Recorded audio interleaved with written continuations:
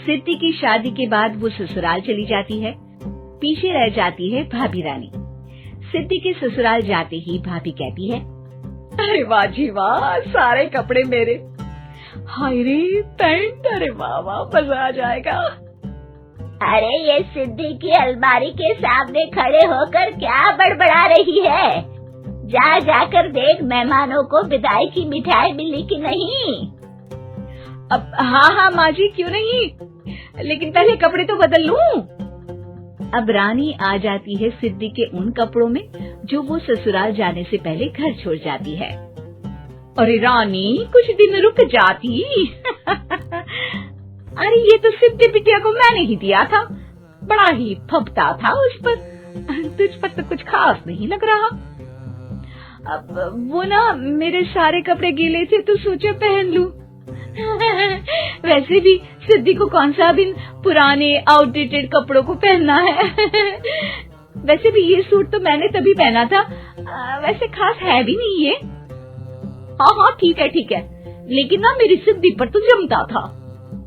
सारे मेहमान चले जाते हैं और सिद्धि ससुराल से मायके पहली बार आती है।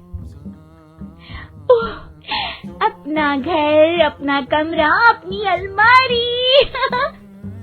ये बोलकर जैसे ही सिद्धि अलमारी खोलती है तो सामने उसके कपड़ों की जगह कुछ और ही रखा होता है। माँ, ओ माँ, जरा कमरे में तो आना। सास और रानी वहाँ पहुँच जाते हैं। रानी ने पहनी होती है सिद्धि की जींस और टी शर्ट। अरे भाभी, ये क्या? ये तो मेरी बड़ी ही महंगी टी शर्ट है, इसे आपने घर में क्यों पहनी है? अरे बहुत मिलती है दीदी ये चौक की मार्केट में, 150 में। ओ भाभी प्लीज, ये एरोपोस्टल है, 2000 की एक टी शर्ट। ओहो, 2000 में तो दीदी 4 साड़ी आ जाए। अब क्या बोलूं? भाभी, ये मेरी अलमारी में छोटू के कपड़े, तो मेरे कपड़े कहाँ हैं? मेरी अलमारी में? अब दीदी आपको कौन से पुराने कपड़े पहनने थे? माना भाभी, लेकिन मैं जब घर आती तो यही सब पहनती ना। अरे तुम तो बड़ी कंजूस हो दीदी। खैर, वक्त आता है जब सिद्धि ससुराल के लिए रवाना हो रही होती है। अरे रानी, अंदर से सिद्धि का गिफ्ट ले आ, लड़की पहली बार ससुराल से मायके आई है। रानी अंदर जाती है और एक सिंपल सी साड़ी लेकर बाहर आ जाती है। ये लीजिए माँ जी।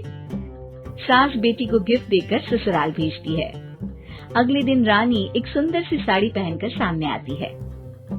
अरे रानी, ये तो वो साड़ी है जो मैंने सिद्धि को देने के लिए दी थी जब वो ससुराल ले जाती, लेकिन ये तूने कैसे पहन ली? अरे माँ जी, ये साड़ी तो मुझे बहुत पहले से ही पसंद थी, लेकिन चिंता ना करिए, मैंने सिद्धि के लिए भी अच्छी सी साड़ी दी है। हाँ। तभी सिद्धि का फोन आता है। क्या माँ, कुछ अच्छा तो दिया होता ससुराल ले जाने के लिए। अरे पहले दिखा दिया होता। यूँ चमकते हुए पैकेट में नौकरानी वाली साड़ी मत दिया करो माँ।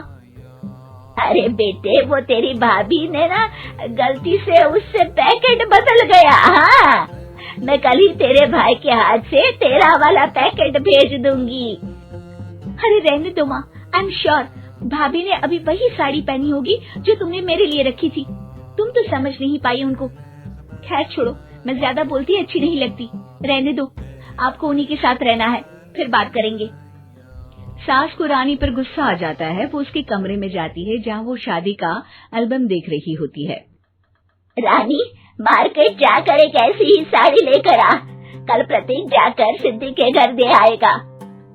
अरे क्यों माँ जी, कितनी साड़ी देनी है दीदी को? यहाँ कोई सेल लगी है क्या? अरे चुप कर, मेरे बेटी के हिस्से की साड़ी खुद पहन ली, अब ज्यादा ज्ञान बांट रही है। एक दिन सिद्धि का फोन आता है। माँ, मेरी सास ने आज सबको खाने पर बुलाया है। सारे लोग सिद्धि के ससुराल पहुँचते हैं। खाना खाकर वो लोग निकल रहे होते हैं कि सिद्धि की सास सभी को गिफ्ट देती है। अरे बहन जी, बेटी के घर का खाना खा लिया, यही बहुत है जो आप ऊपर से गिफ्ट भी दे रही है। अरे बहन जी, आप भी कहाँ इन बातों पर विश्वास कर रही हैं। सास सभी को गिफ्ट देती है, लेकिन रानी को जो साड़ी देती है वो अजीब सी हरे रंग की लाल रंग के बड़ी छाप वाली होती है। अरे छी, ये कौन पहनेगा? सासू माँ को तो जरी वाली इतनी सुंदर और मेरे लिए ये नौकरानी वाली। अरे भाभी, दरअसल मैं जब भी घर आती थी आप वापसी में ऐसी ही साड़ी देती थी ना, तो माँ ने सोचा कि आपको आपकी पसंद की ही साड़ी क्यों ना दी जाए। बेचारी रानी, बोलती भी तो क्या। सिद्धि और सास रानी का चेहरा देखकर हंसने लगती है, तो रानी समझ जाती है कि अपने ही बिछाए जाल में वो फंस चुकी है।